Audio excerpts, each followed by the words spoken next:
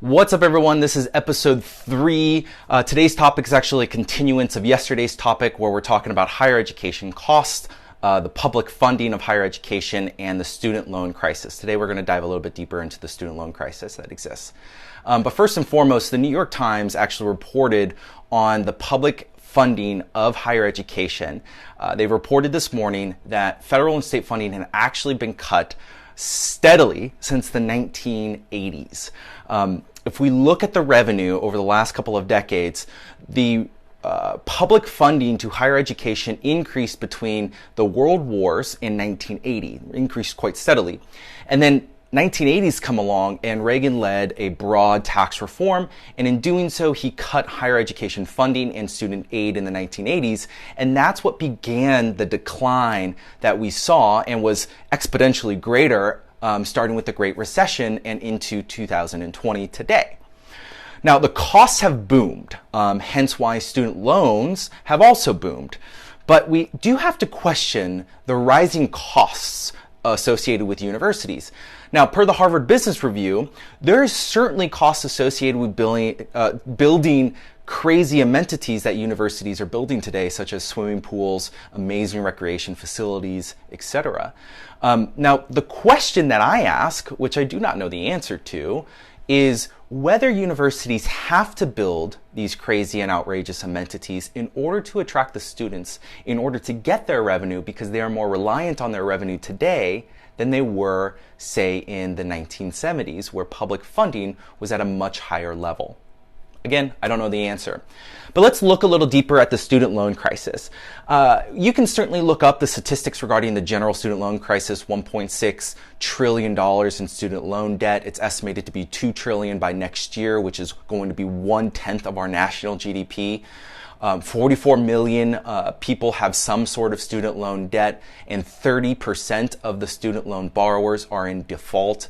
This is crazy, but I wanted to highlight this from an access to education as well as a racial standpoint.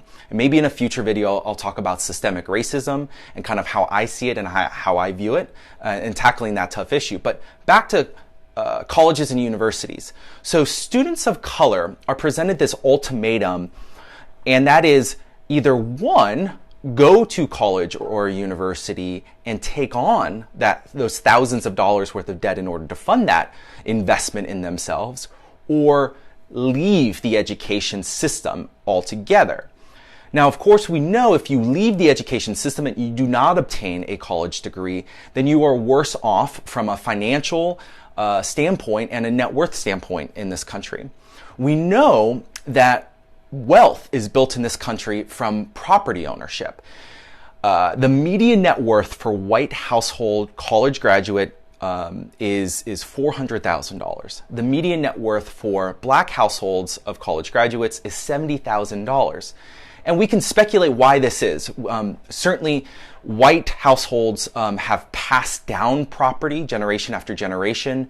Black households or households of color have not been afforded the same level of opportunity in that regard.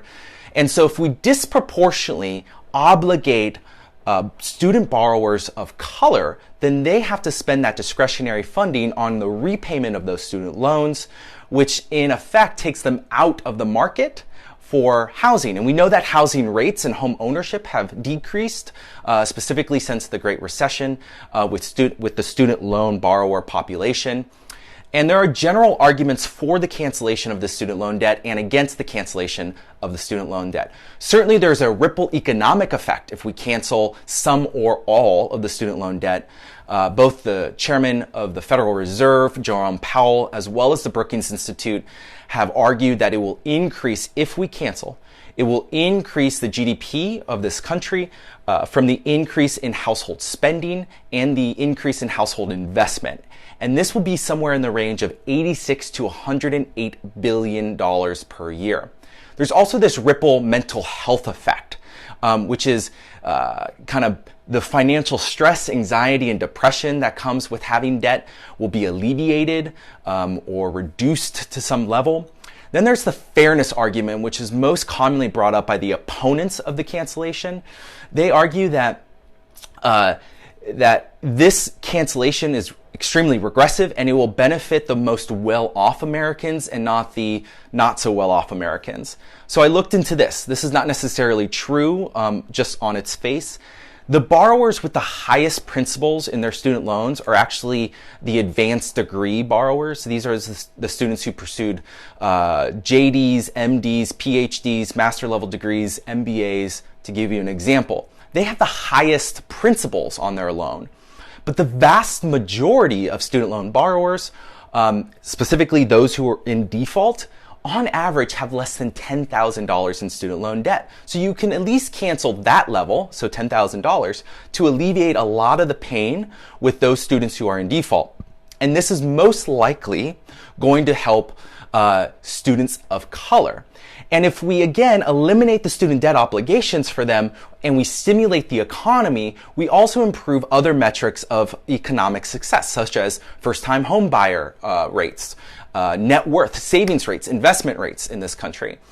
Now, the CARES Act, which was passed several weeks ago in response to the pandemic as pandemic relief, did provide some temporary relief. However, that relief was only for students who were currently in repayment programs, essentially saying you don't have to repay us temporarily.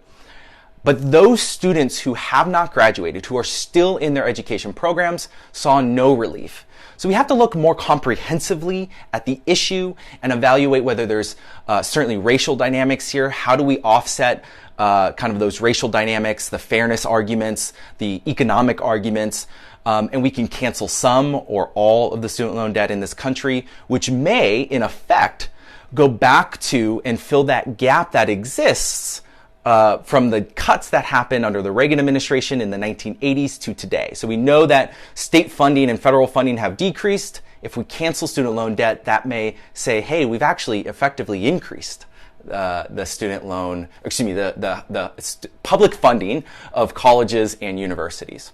So those are some of the issues. Tomorrow's video is even more exciting. Check it out, share it so that your friends and family can also learn some of these issues ahead of the November 3rd election. Take care, everybody.